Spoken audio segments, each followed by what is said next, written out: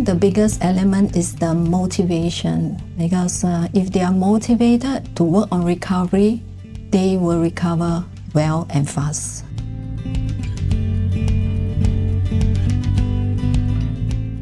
Hello and welcome to the Connect to Marriage podcast. I'm June and I'm your host for this episode. In each episode of the Connect to podcast, we'll be tackling questions that couples ask about marriage, communication, conflict, and so much more. In today's episode, our guest will be sharing her insights on what goes into rebuilding trust after an affair. We hope you keep tuning in to learn with us as you grow closer, deeper, and stronger in your marriage. The work of helping couples rebuild trust and repair connections after a period of infidelity is naturally difficult. Where do we begin to pick up the pieces? In this episode, we will explore the complex journey of mending this broken trust and consider the steps that are needed for both partners to heal and move forward together. To shed light on this journey, we have with us Kiat Yong, a counselor with Focus on the Family Singapore, who specializes in the area of marriage and family therapy. Welcome, Kiat Yong. Hi, I'm Kiat Yong. I've been with Focus on the Family doing the counselling for the last 11 years. Thanks for joining us on the show. So this is a very, difficult but also much needed topic to help our listeners understand what it takes really to rebuild trust in a marriage relationship that has been affected by infidelity. So I wonder if we could start off with the all-important question: how exactly do we heal? Before we talk about healing, we need to know heal from what. Many of us know that the betrayed feel lots of emotions, strong emotions, and pains after the discovery of the affair. Unfortunately, not like physical pain, there is no pill that they can pop and the pain will go away. Going through the pain is part and parcel of the healing process. And it's not only about pain, we are also talking about trauma and PTSD here. Many psychologists and psychotherapists agree that infidelity often results in trauma, and the betrayed suffer from PTSD. So some of the symptoms of this hypervigilance, flashbacks, and intrusive thoughts. So what will we be seeing for the betrayed? Most of them come in with emotional pain. They either numb out, they don't feel the pain, and then they have episodes of emotional explosion, sleep disturbances, loss of appetite, and sometimes even depression. And they are feeling very, very angry, very, very anxious, and of course, lots of sadness. So many of them will be crying in session actually. For the betrayer, they are also not having a good time. We will see shame, guilt, and helplessness, do not know how to handle their partners. And they too are going through a process of grief because they miss their affair partner sometimes. So this healing process takes time and it varies from couple to couple. It is not linear. They can go from feeling better to feeling even worse. As we are dealing with hypervigilance, they keep looking out for new evidences and triggers, as well as intrusive thoughts that they don't want, but thoughts that come to them any time of the day. So all this will generate a lot of emotional pain for them, upheavals, and they needed to be attended to. So the couple need to work very hard. They need a lot of energy. They need to be vulnerable with each other to be able to open up and share their feelings and their thoughts. Thanks so much for bringing us through that really upheaval of emotions, right? It sounds like almost an avalanche of emotions, really. And it's not just for the betrayed spouse, it's also for the other spouse as well. You know, like you mentioned, the grief as well as the feelings of shame or guilt that we often may not see. We may focus more on the spouse who feels more hurt. So thanks for bringing us through the emotional journey that a couple who's walking through infidelity might feel. I'm also hearing that it is a lot of hard work that is involved. So I wonder if you could bring us through a little bit of this process of slowly healing and slowly rebuilding the trust that's been broken. Sure. Firstly, the betrayer, they really need a safe place to share their emotional pains. Usually they will be very angry, so they will be saying things like, I'm so furious, I'm devastated, I'm destroyed. We like the first person statement. This is to avoid attacking, saying you make me so angry. It's so different from saying I am angry. Because the attacking statement will actually result in a vicious cycle of escalation, and the betrayer will get defensive, basically. So we prefer that the betrayed share in the first person. So secondly, the betrayed also need to ask a lot of questions about the affair. They will go through the details over and over again. We therefore encourage the betrayer to be open and honest and forthcoming in their answers to their spouse. It could really test their patience, but this is something that is needful. So as far as details are concerned, the betrayed need to ask over and over again to counter-check consistency, because in their mind they can't trust anything. They need to check and check and check again. They also want to make some sense of this senseless pain that they are going through. So they want to find answers.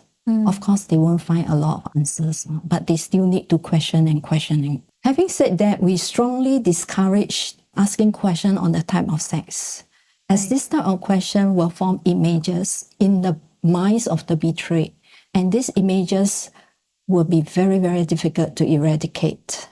And then these images will also ruminate in your mind over and over again, and it's very hard to forgive such images.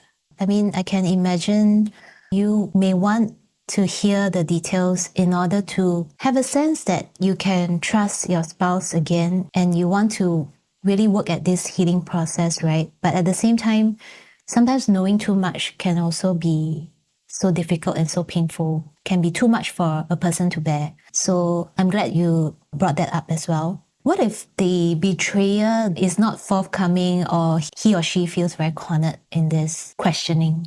It is normal for the betrayer to feel cornered. They do not like to be reminded of their past. They want to move on quickly, but unfortunately for the betrayed, that is not possible.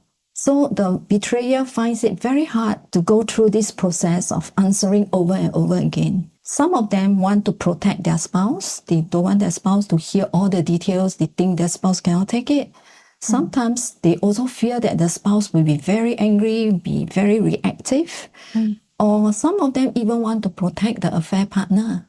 One of the things that we see in the betrayer is this shame cycle. If they go into this shame cycle, then the questioning process will take even longer, because the shame cycle will cause the betrayer to go into defensive mode. Then they will try to explain, they try to justify, they try to rationalize, and all this will not help the betrayed at all. In fact, it will cause more emotional pain for the betrayed. And the betrayed, of course, want to see that the betrayer is showing some kind of remorse, regret, and also taking responsibility for their choices, their decisions. So this shame cycle, when the betrayer sort of enters into this mode of defensiveness or rationalizing, how would you then bring them back to what is needed in that moment?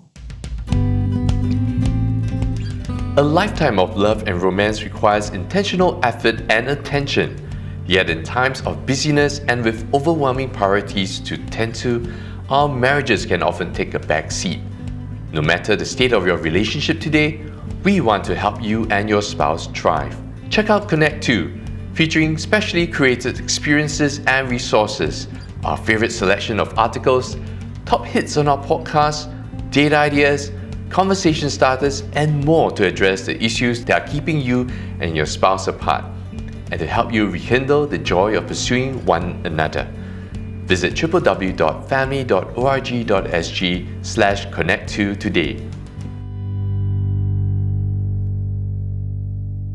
We want to tell the betrayer that it is normal to feel this cycle, but their action is not helping. It's better for them to be forthcoming, because the more they are not forthcoming, the more the betrayed will poke and ask, and we cannot move on. So they need to see the consequence of that choice. They are already seeing the consequences of that choice. They need to take responsibility and not to try to justify their actions. So if they have done the affair, they have to admit that, hey, I make the wrong decision. I make the wrong choice. I have betrayed you. It sounds like it takes quite a bit of work to even get to this point of It recognizing depends that. on the couple actually. Some of the betrayer, they want to repair the marriage. They still love their wife. And of course, they will be very forthcoming. But some of them, because of the shame cycle, they will take us a while, a few sessions. What do you think is the first step really in rebuilding this trust after infidelity? The above two questions, the affair details, as well as the emotional pain, we have to talk about them. And it will take us a few sessions to do that also. Would you say this is the most difficult part? This is the most emotional part. What about the place of forgiveness? Is that an essential part in working on rebuilding that trust again? Yes, because to the extent that we forgive, to the extent we can rebuild trust. So forgiveness is very important. However, forgiveness must take place after the above two steps. The betrayer basically has to understand the pains and the hurts of his actions. That is very key. Is there anything else that the couple needs to do in terms of rebuilding this trust, apart from really acknowledging the pain that's been caused to the betrayed spouse, and apart from working on for the betrayed spouse to forgive the betrayer? What else is there that's needed?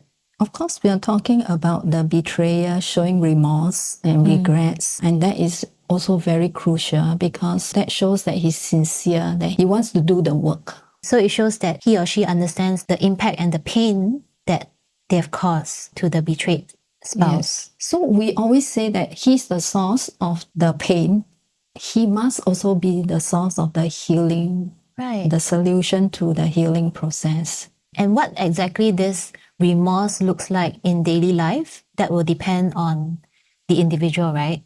I mean, apart from sharing sometimes the guy who information. doesn't do chores, he might do a lot of chores. Okay. The guy who doesn't show that he's present, he might be more present, and he definitely has to be present when the wife is talking about her pain. After forgiveness, we will work on rebuilding trust. When we talk about trust, we always assume that trust in the betrayer again. But it's more than that. The betrayed also cannot trust herself or himself because when infidelity occurs, the betrayed can't even trust oneself, He say, I have eyes, but my eyes don't see. I have ears, but my eyes don't hear.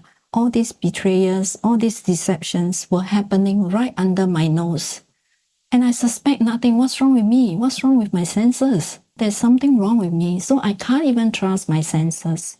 So how can I trust myself again? That's such a good point to recognize that, wow, I need to learn to trust myself and to recognize that I still have worth as a human being. Yeah, because one of the reframe that we always tell the betrayed is that your job is to trust your spouse. There's nothing wrong in trusting your spouse. What kind of marriage if you don't trust your spouse, right? So she did nothing wrong to trust her spouse in the past. So it's not anything to do with her, actually. She's not the one who committed the affair. Another form of trust we're talking about is the beliefs that they hold on. So I had one who came in. She said that he has been accumulating good works for many, many years, like 10 years. And in one episode, he just erased all of them. Because that good works, the hard work to accumulate all the credits, how can he just let it go? How can he do such a thing? So they don't even trust their faith anymore. So you trust in self, trust in your own beliefs, and then of course, trust in the partner, what we are always talking about, right? So again, we have to make sure action speaks louder than words. Because basically the brain is traumatized. The brain cannot trust anymore. So if the partner says, I choose you, I want a marriage, I will do anything, then she will say, but I don't believe you because I can't believe you. I want to believe you, but I can't. So we are talking about actions. We're not talking about words or reassurances because they are nothing. They mean nothing after this kind of thing happened in their marriage. And I can imagine there has to be a lot of understanding in this, understanding that this is what the spouse needs at the moment, and I will do my best to meet that need. He had better mean what he says and do what he says. That is so important, and that is also emotionally healing to the brain to learn the process of trust again. So if he says he will be back by a certain time, he better be back by a certain time. Not even 5 minutes later. Yes. It's better to inform before than after. So if he knows that he'll be 5 minutes late, please call and say, I'll be 5 minutes late. Thanks for sharing that.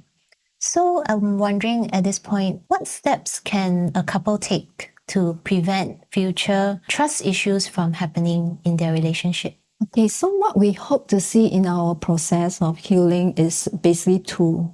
One is that the betrayed has emotional support from the betrayer. The betrayer know how to be emotionally available to the betrayed. That means when she is having one of the triggers, the flashback or the intrusive thoughts, he knows how to support her.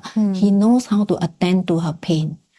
He knows how much damage he has caused to the marriage. And understanding that is very important. If any man loves his wife and understand the damage, he will not do it again. That is one thing that we always look for. So the second thing is a new marriage. The old marriage has died and they must focus on rebuilding the new marriage.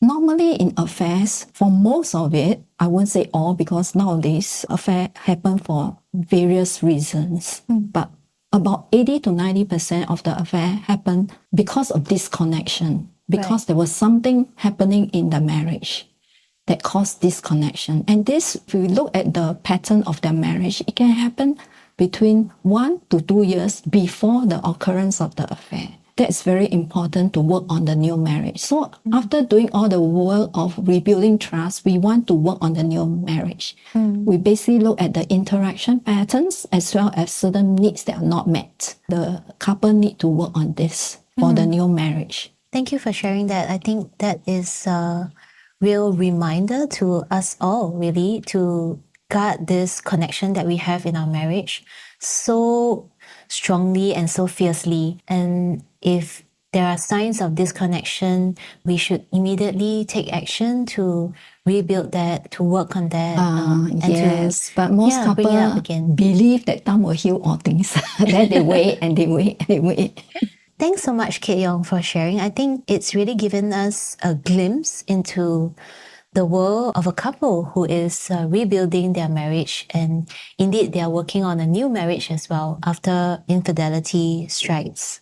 So maybe before I let you go, I know you've seen couples who have managed to recover after infidelity. I'm wondering, what would you see is the biggest element that has helped them to weather through this storm? I think the biggest element is the motivation, because if they are motivated to work on recovery, they will recover well and fast. So I had a couple that is in their 60s and they recovered very well because they both work very hard. They do all their homework, they prepare for all their sessions, they are very vulnerable, they open up, they share with each other. So a lot depends on how motivated they are to work on their marriage. Motivation, indeed. I think it helps us all in the area of work or whether it's in the area of marriage and family. So before we go, we usually end off our episodes with a couple challenge for couples to do and share with each other. So if you are listening to this with your spouse, think back to a time when your marriage weathered through a very difficult season. If trust was broken, what helped you rebuild the foundation of trust in your marriage? Thank you so much, Kiat Yong, for joining us today and providing us with a glimpse into the world of rebuilding trust after infidelity and affairs. I think I've personally learned that it's so important to safeguard the connection that we have and not to lose it over time and to pretend that things are fine. I think I'm also hearing that it's so important for both parties to want to work at rebuilding their marriage together and acknowledging the pain and hurt caused to the one who has been betrayed is so important as part of this healing journey, where really it's about rebuilding trust from ground zero. But yet at the same time, I'm hearing that is also possible. So thank you for speaking hope into this topic. Thank you for tuning in today. Do subscribe to the Connect to podcast and share today's episode with a friend who may benefit from it. If your marriage has hit a rough patch or there's a recurring issue that doesn't seem to be resolved, do consider reaching out via our counselling webpage. You can find us at www.family.org.sg/counselling. Until next time, take care of yourself and your spouse.